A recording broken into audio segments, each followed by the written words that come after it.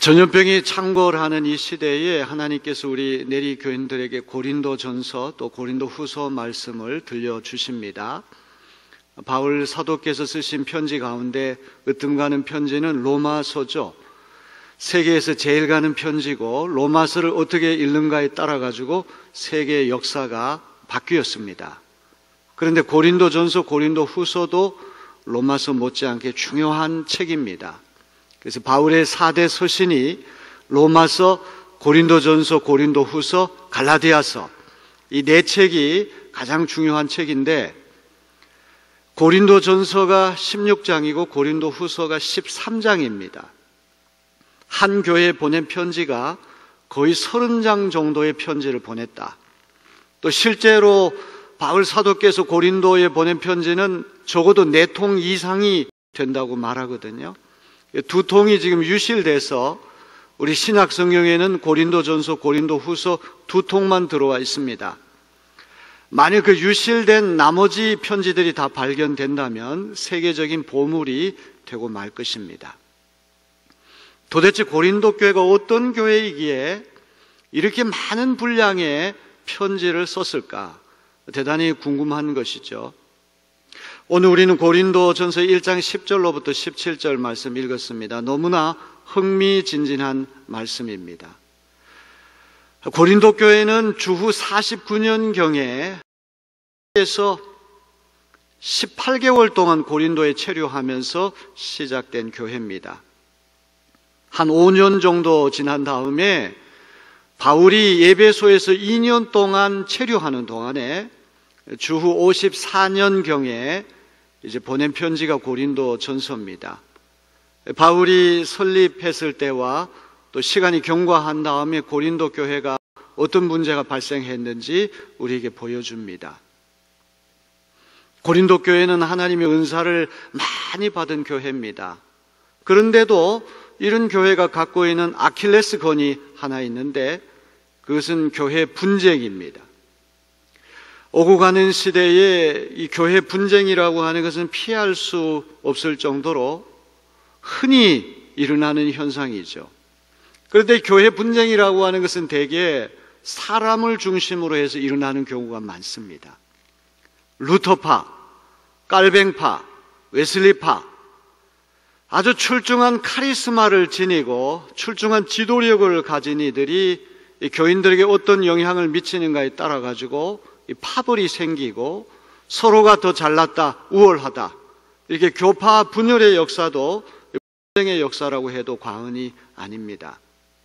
또 교회 안에서도 어떤 목사님이 교회를 개척해서 카리스마적인 지도력을 발휘하고 교회가 놀랍게 성장했습니다.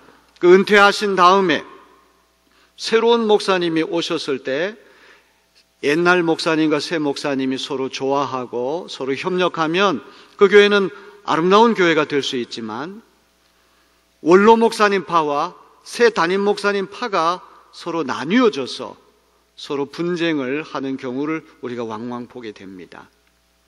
오늘 우리는 이러한 교회 역사적인 현실을 염두에 두고 고린도 교회가 어떤 분쟁이 일어났고 바울 사도께서 이 분쟁을 치유하기 위해 어떤 해결책을 제시하는지 잘 귀담아 듣는 시간이 되기를 바랍니다. 우리 고린도전서 1장 11절을 한번 볼까요? 내 형제들아 글로의 지편으로 너희에 대한 말이 내게 들리니 곧 너희 가운데 분쟁이 있다는 것이라. 글로에라고 한 사람이 누군지는 모르지만 여성 이름이기 때문에 아마 틀림없이 고린도 교회에 부유하고 유력한 지도급 여성이 글로에였을 것입니다. 이 글로에의 종들이 고린도와 또 바울 사도가 현재 있는 에베소 양쪽을 왔다 갔다 하면서 무역도 하고 상업도 하면서 또 주인의 소식을 이제 바울에게 전했던 것 같습니다. 그런데 이 종들이 고린도 교회에 대해서 들려준 소식은 아주 가슴이 아픈 소식입니다. 분쟁이 있다는 소식입니다. 자, 우리 12절을 다 같이 봅니다. 내가 이것을 말하거니와 너희가 각각 이르되 나는 바울에게, 나는 아볼로에게, 나는 게바에게, 나는 그리스도에게 속한 자라 한다는 것이니. 사색, 당쟁이라는 말을 우리가 하잖아요. 네 가지 색깔을 가진 당이 무리를 지어서 서로 싸운다는 그런 말이죠. 이 사색 당쟁이라고 하는 말이 꼭 고린도 교회를 두고 한 말이라고 볼 수 있습니다. 그 안에 네 파가 갈라져 가지고 서로 우월하다고 경쟁하고 다투는 그런 모양입니다. 이 글로이 집안의 종들이 들려준 소식은 고린도 교회 안에 어떤 사람은 바울에게 속했다, 어떤 사람은 아볼로에게 속했다, 어떤 사람은 게바라고 하는 이름은 베드로를 말하는 것이죠. 페트로스, 이 베드로의 아람어 이름이 게바입니다. 게바는 곧 베드로를 말하는 것이죠. 자, 이렇게 바울파, 아볼로파, 베드로파는 사람을 중심으로 해서 모인 당인데, 네 번째 그리스도파는, 야, 너희들은 사람을 중심으로 해가지고 파벌을 조성하냐? 우리는 그리스도께 속한 사람이다. 너희는 바울 목사님, 아볼로 목사님, 베드로 목사님을 통해서 그분들을 매체로 해서 신앙생활을 한다면 우리는 예수 그리스도와 영적으로 직통하는 사람들이다. 이렇게 주장하는 사람들이 바로 그리스도파 사람들이죠. 자, 우리가 이 네 파를 오늘 한번 살펴보려고 합니다. 이 순서가 중요하죠. 제일 먼저 바울파가 등장하고, 두 번째가 아볼로파가 등장하고, 세 번째가 베드로파가 등장하고, 네 번째 그리스도파가 등장합니다. 제일 먼저 나온다는 것은 제일 큰 세력을 형성했다고 하는 것을 보여줍니다. 여기 처음 바울, 아볼로, 베드로 이 세 파는 고린도 교회와 직접적으로 간접적으로 관계가 있는 인물 중심으로 편성이 됐습니다. 바울파는 바울을 추종하는 사람들이 파벌을 만든 것입니다. 바울은 고린도 교회를 시작한 설립자일 뿐만 아니라 이방인을 위한 사도로서 이 고린도 교회는 유대인들보다도 헬라계, 그리스계의 이방계 교인들이 훨씬 더 많은 교회거든요. 이방인을 위한 사도로서 이 바울의 영향력이라고 하는 것은 이루 말할 수가 없을 것입니다. 바울이 이 교회를 설립하고 고린도에 체류하는 동안에는 바울을 추종하는 사람들이 없었을 것입니다. 그런데 바울이 이제 고린도 교회를 떠나가지고 몇 년이 지난 다음에 자기를 추종하는 사람들이 바울파를 만들어서 다른 파와 경쟁한다는 얘기를 들었을 때 얼마나 기가 막혔겠습니까? 이것은 바울이 원하는 것이 아닙니다. 바울은 절대로 자기를 추종하는 사람들이 세력을 이루어서 다른 파벌과 싸우는 것을 원치 않았을 것입니다. 자, 두 번째 파는 아볼로파입니다. 아볼로 목사님도 고린도 교회에 가서 복음 전했다는 이야기가 사도행전에 나와요. 아볼로는 어떤 사람입니까? 이집트의 알렉산드리아 출신 유대인이 아볼로입니다. 이 알렉산드리아는 유대인 철학자, 그 유명한 유대인 철학자 필로가 있었던 것이 알렉산드리아고, 세계에서 가장 큰 도서관이 있었던 곳이고, 학문의 도시고, 무역과 상업이 발달한 이집트 최고의 항구 도시가 알렉산드리아입니다. 유대인 아볼로가 기독교로 개종을 했는데 성경을 읽어보니까 이 아볼로는 언변이 좋고 성경에 능통한 자다 이렇게 되어 있어요.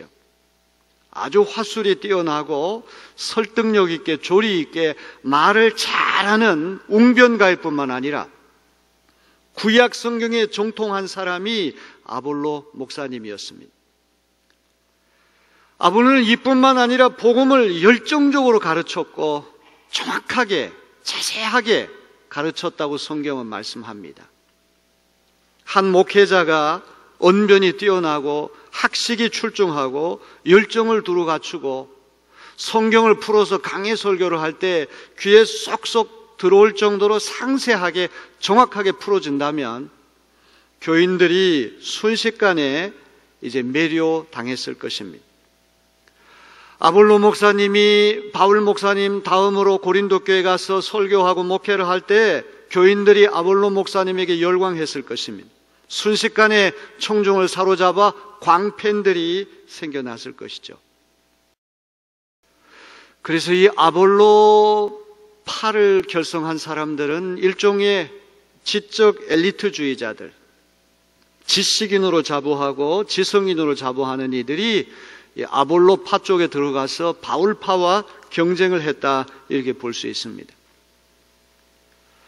제 생각에는 1당과 2당, 바울당과 아볼로당 두 당이 가장 중요한, 가장 세력 다툼을 크게 하는 두 중심 세력이었을 것입니다. 그것은 왜 그러냐 하면 바울과 아볼로 목사님 고린도교에 직접 가셨거든요. 베드로는 고린도에 갔다는 얘기가 전혀 나오지 않지만, 그러니까 자연스럽게 바울과 아볼로를 추종하는 그런 사람들이 많이 생겨나서 그야말로 고린도 교회 안에 용호 상박, 용과 호랑이가 서로 싸움박질 하듯이 이 두 세력이 서로 주도권 다툼을 했다고 볼 수가 있습니다. 고린도전서 1장 17절로부터 2장 15절에 보면 바울 사도는 자기는 약하고 두렵고 떨었다, 십자가의 도를 힘써 전했지 훌륭한 말이나 인간의 지혜로 하지 않았다, 이런 말씀하거든요. 이것은 다분히 아볼로를 염두에 두고 한 말이라고 볼 수 있습니다. 은근히 아볼로와 그의 추종자들을 의식하고 이런 주장을 펼친다고 볼 수 있죠. 우리 고린도전서 2장 1절을 한번 볼까요? 형제들아, 내가 너희에게 나아가 하나님의 증거를 전할 때 말과 지혜의 아름다운 것으로 아니하였나니. 언변과 지식과 지혜에 능통한 아볼로를 염두에 두고 한 말일 것입니다. 고린도전서 2장 4절, 내 말과 내 전도함이 설득력 있는 지혜의 말로 하지 아니하고 다만 성령의 나타나심과 능력으로 하여. 바울이 전도할 때 설득력 있는 지혜의 말로 하지 않았다. 이것도 아볼로 추종자들을 염두에 두고 한 말일 것입니다. 고린도후서 10장 10절이 아주 재미있는 말입니다. 그들의 말이, 고린도 교인들의 말이, 그의 편지들은, 바울이 쓴 편지들은 무게가 있고 장중하고 힘이 있으나 그가 몸으로 직접 대할 때는 약하고, 아마도 바울 사도가 용모가 그렇게 뛰어나지 않았던 것 같습니다.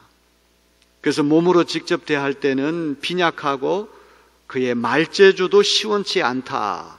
편지는 장중하고 편지는 힘이 있지만 그가 직접 만나보니 얼굴 생김새나 어떤 이 몸이나 말주변이나 이런 거 시원치 않다. 바울을 폄하하는 얘기를 해요. 이제 이런 이야기들이 제2당인 아볼로당을 염두에 두고 바울이 한 말이다, 이렇게 볼 수가 있어요. 자, 제3당 이 게바파는 아주 흥미로운 파 중에 하나입니다. 아까도 말씀드렸지만 게바라고 하는 이름은 베드로의 아람어 표현입니다. 성경 어디를 읽어봐도 이 베드로가 와 간교했다는 말씀이 나오지 않아요. 바울과 아볼로는 분명히 고린도에 체류했기 때문에 실질적으로 고린도 교인들에 영향을 미쳤겠지만 왜 뜬금없이 베드로파가 생겨났을까요? 두 가지 추정을 해볼 수 있을 것 같습니다. 첫째는 이 고린도전서에서 사람 소개를 할 때 바울, 아볼로, 게바, 두 번씩이나 바울, 아볼로, 게바 이렇게 이야기를 하고 있거든요. 사실 순서대로 얘기한다면 베드로, 바울, 아볼로, 그 중요성으로 얘기하면 베드로가 제일 앞에 가야 되지만 베드로 이름이 셋째 같다는 말은 아마 아볼로 목사님 뒤를 이어서 베드로도 고린도 가서 사역을 하지 않았을까, 이렇게 추정해 볼 수가 있어요. 그것이 아니라고 한다면 아마 이게 더 설득력이 높을 것 같아요. 바울파와 아볼로파가 양분돼가지고 서로 경쟁하고 다투니까 이 두 싸움의 진절머리가 나고 환멸이 난 사람들이, 야, 너희들은 바울에게 속했냐? 아볼로에게 속했냐? 교회의 반석은 베드로야. 예수님의 12제자 가운데 수제자가 베드로야. 누가 뭐라고 그래도 초대교회 영수, 최고 가는 지도자는 베드로야. 그래서 우리는 이 최고 가는 예수님의 수제자 중에 수제자, 직계제자인 베드로를 중심으로 한 사람들이야. 베드로의 명성, 베드로의 영향력 때문에 이 두 파를 견제하기 위해서 제3파인 베드로파가 나왔다. 이렇게 해석할 수가 있을 것입니다. 자, 네 번째 파당이 제일 흥미롭습니다. 그리스도당, 그리스도파 이렇게 했어요. 바울과 아볼로와 게바는 모두 사람을 중심으로 모인 당파인데 이 제4당은 메시아, 그리스도를 중심으로 모였다고 주장합니다. 세 파가 인간 지도자를 앞세워 결성된 것에 반감을 푸는 나머지 우리는 사람당에 속한 것이 아니라 메시아당, 그리스도당에 속했어. 언뜻 보게 되면 이 그리스도당이 가장 건전하고 신령하고 경건한 것처럼 보이지만 제 생각에는 제일 못된 당이 그리스도당입니다. 왜냐하면 정말 그리스도에게 속했으면 다른 세 파를 설득해가지고 화해시키고 일치시켜서 하나가 되게 만들어야지. 그리스도를 바울과 아볼로나 베드로 인간과 똑같은 수준으로 격화시켰다고 하는 것, 이것이 문제가 아닐 수 없습니다. 또 하나는 너희들은 바울 목사님, 아볼로 목사님, 베드로 목사님을 통해서 그분들을 통해서 신앙생활을 하냐? 우리는 그리스도로부터 직통 계시를 받고 우리는 그리스도와 직접 교통하는 사람들이야. 이거는 영적인 교만까지 더했기 때문에 어떻게 보면 제일 고약한 당파가 그리스도파라고 할 수가 있는 것이죠. 이런 영적으로 오만한 사람들, 영적인 우월감을 가진 사람들은 다른 세 파를 우습게 여기기 때문에 절대로 화해하기가 어렵습니다. 아마 거의 10중8구 이제 다른 세 파와 갈라져서 독자적인 새로운 교회를 세울 가능성이 높은 당파가 그리스도파라고 하는 것을 우리는 기억해야 됩니다. 자, 이렇게 고린도 교회가 주 49년도에 바울이 교회를 개척했을 땐 이런 게 없었는데 한 5년 정도 시간이 지난 다음에 바울 목사님파, 아볼로 목사님파, 베드로 목사님파, 그리스도파 이 네 파가 서로 주도권 다툼을 하고 서로 분쟁을 일삼는 얘기를 듣고 바울 교회에 대해서 어떻게 이야기하는가 참 중요합니다. 13절 말씀은 세 가지를 반문해요. 세 가지를 반문해요. 첫째는 그리스도께서 어찌 나뉘어졌느냐? 두 번째는 바울이 너희를 왜 십자가에 못 박혔느냐? 세 번째는 바울의 이름으로 너희가 세례를 받았느냐? 이 두 번째, 세 번째는 자기 이름을 빗대어서 얘기를 하잖아요. 이거는 자기를 추종한다고 하는 바울파를 직접 겨냥해서 직격탄을 날리는 거예요.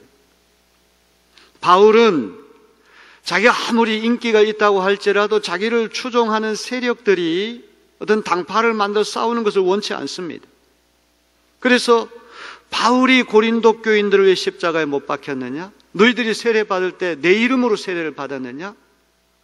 바울파 사람들에게 이렇게 힐난하는 것을 우리가 볼 수 있습니다. 자, 첫 번째, 그리스도께서 어찌 나뉘어졌느냐? 하나님께서 사람을 지으실 때 개성이 각각 다르게 하시고 은사가 각각 다르잖아요. 바울 목사님, 아볼로 목사님, 베드로 목사님 개성과 은사 각각 다르기 때문에 복음을 전파할 때도 강조점이 다르고 또 복음 전파하는 방식과 내용의 차이가 있을 수 있어요.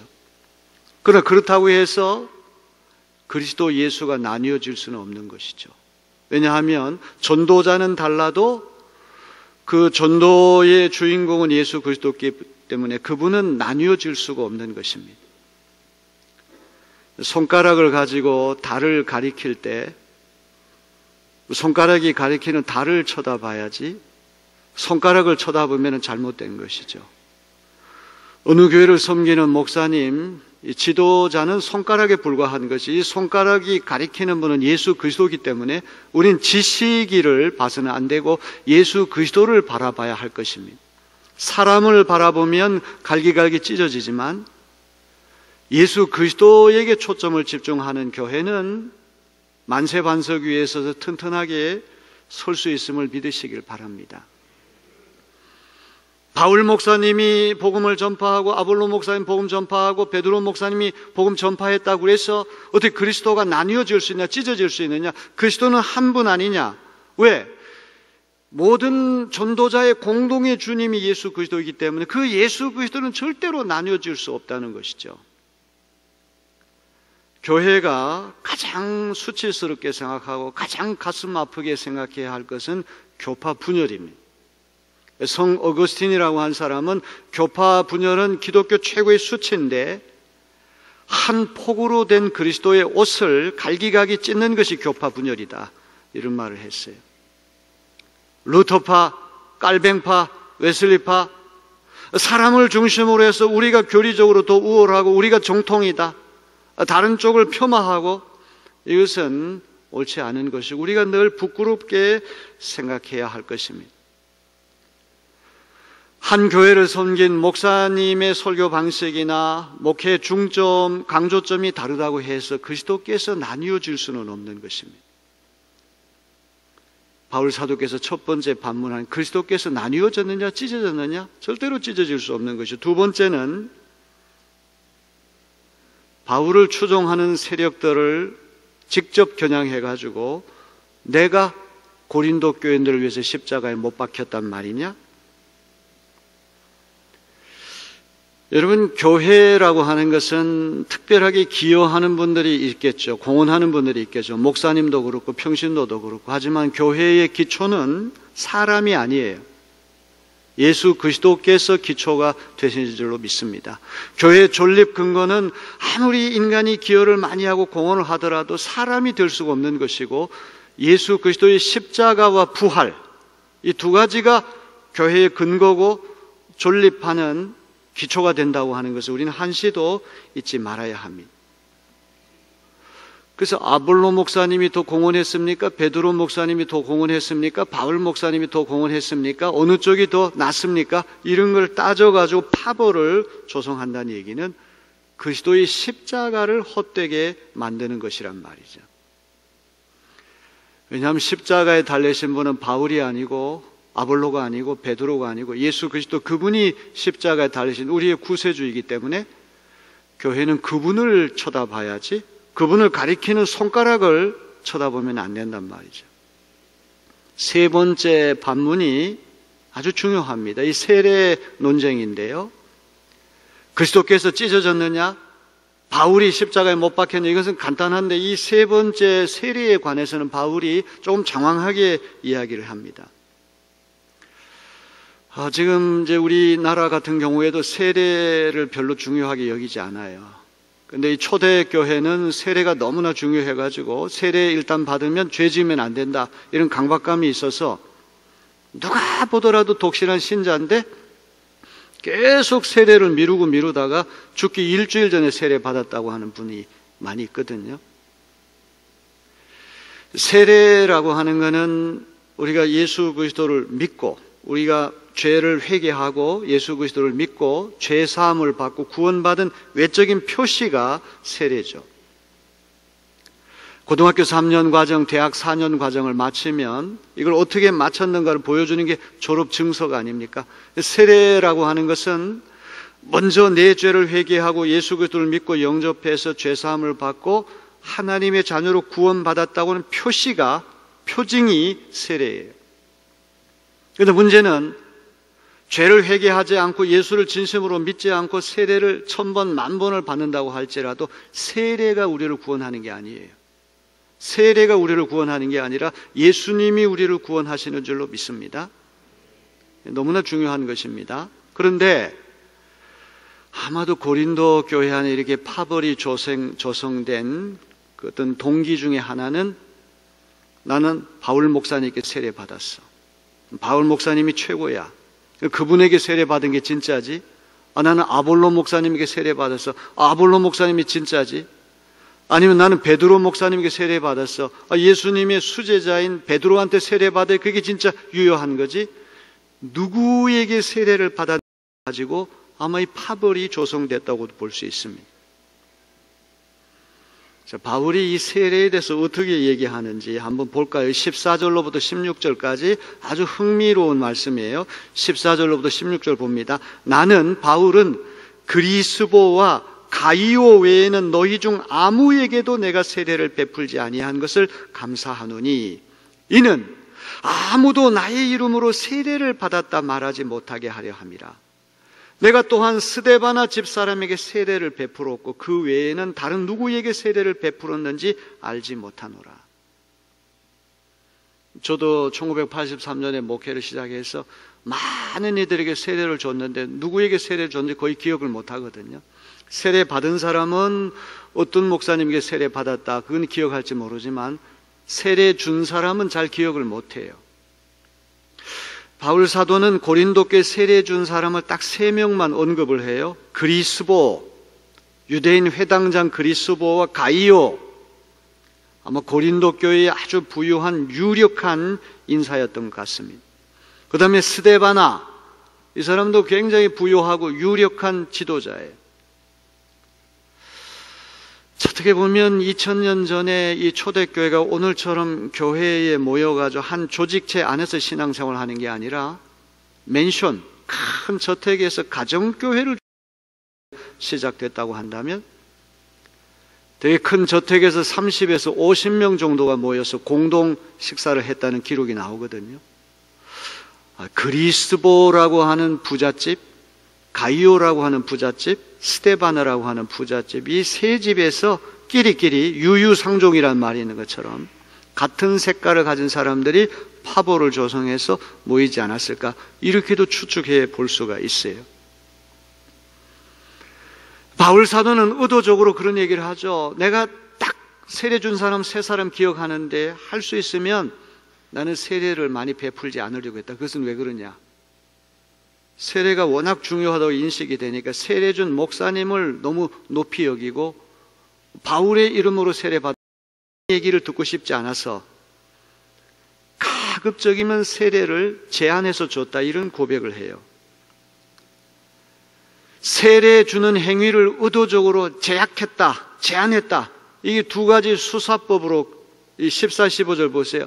누구누구 밖에는 아무에게도 세례를 준 일이 없음을 하나님께 감사드립니다. 그러므로 아무도 나의 이름으로 세례를 받았다고 말하지 못할 것입니다. 16절, 그 밖에 다른 누구에게 세례를 주었는지 나는 모릅니다.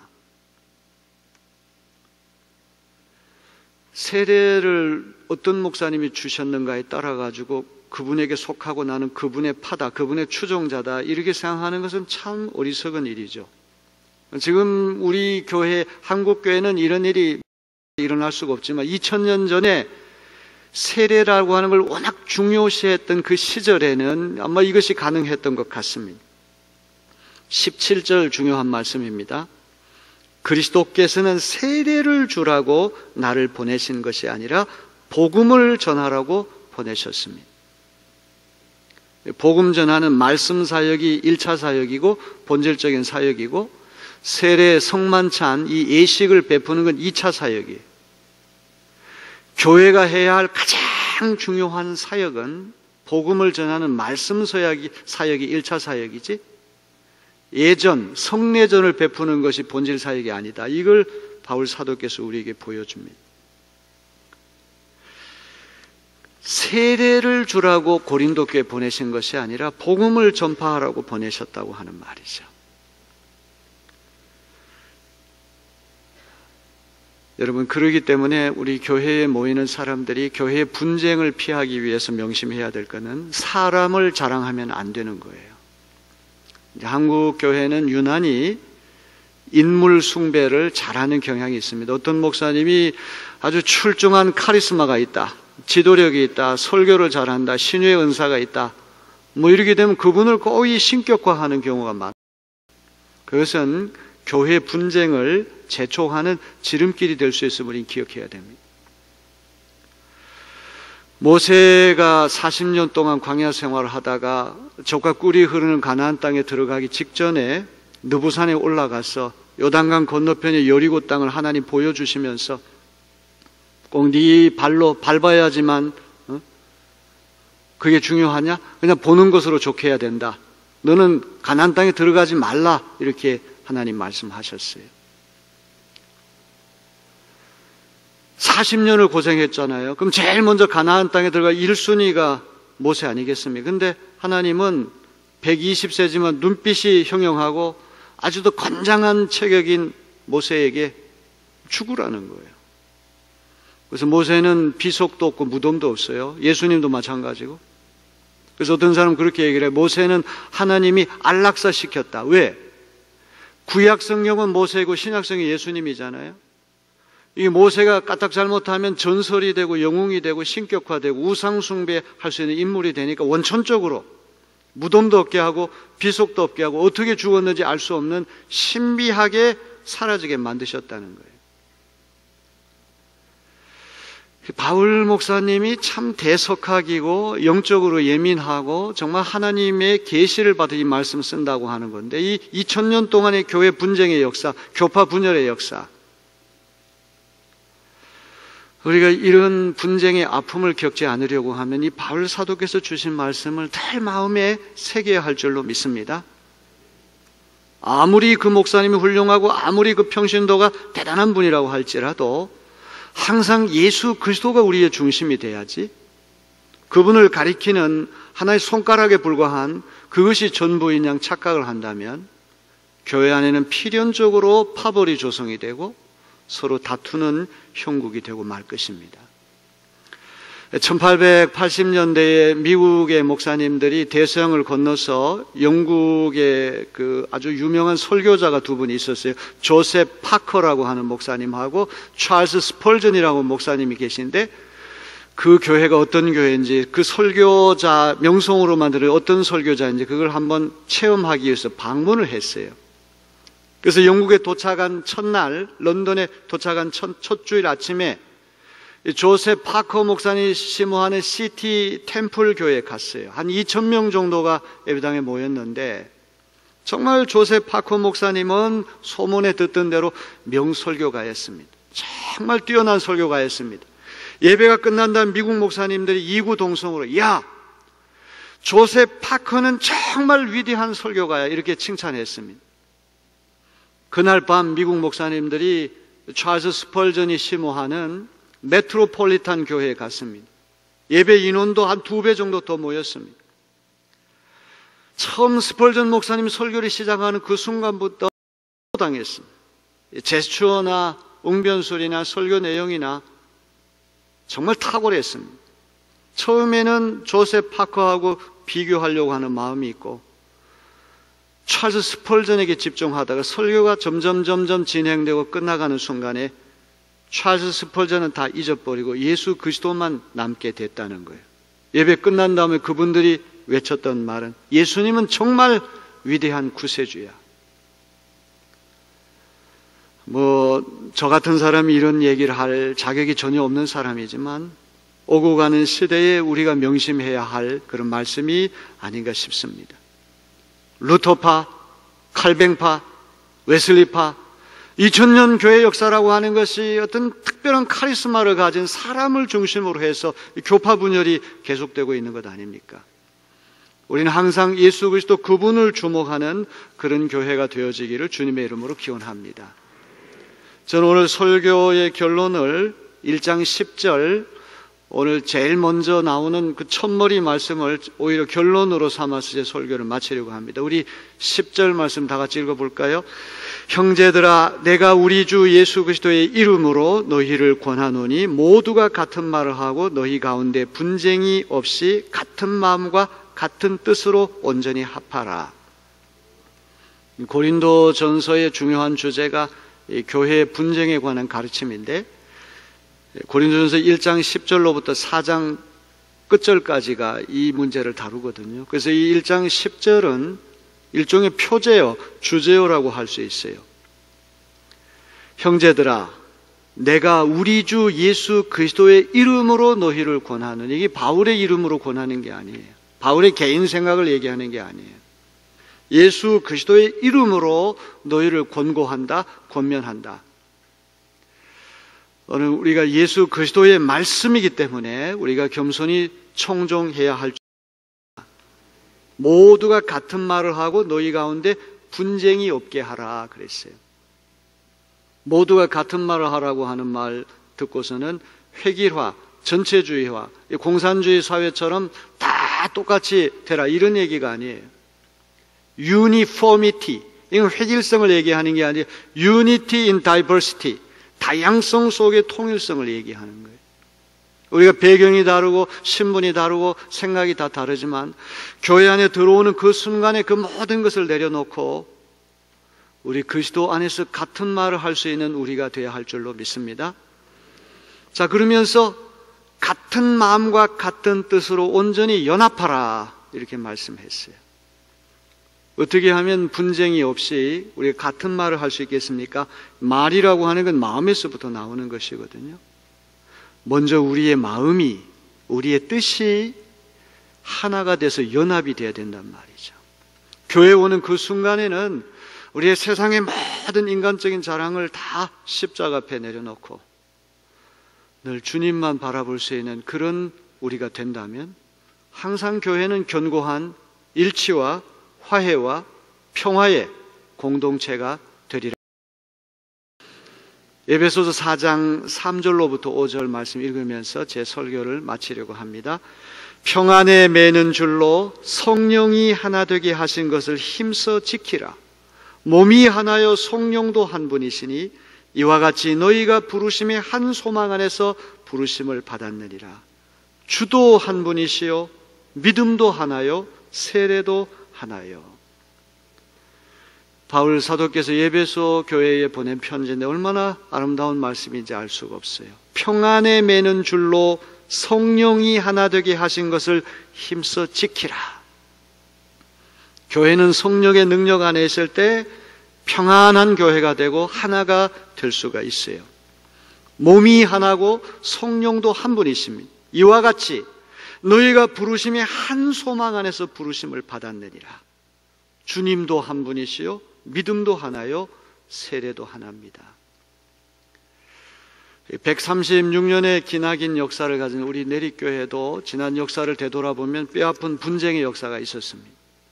주님 모시는 그날까지 우리 내립교회는 항상 그리스도께 분쟁이 없는 일치된 평화의 화해의 교회가 되어지기를 주님의 이름으로 기원합니다.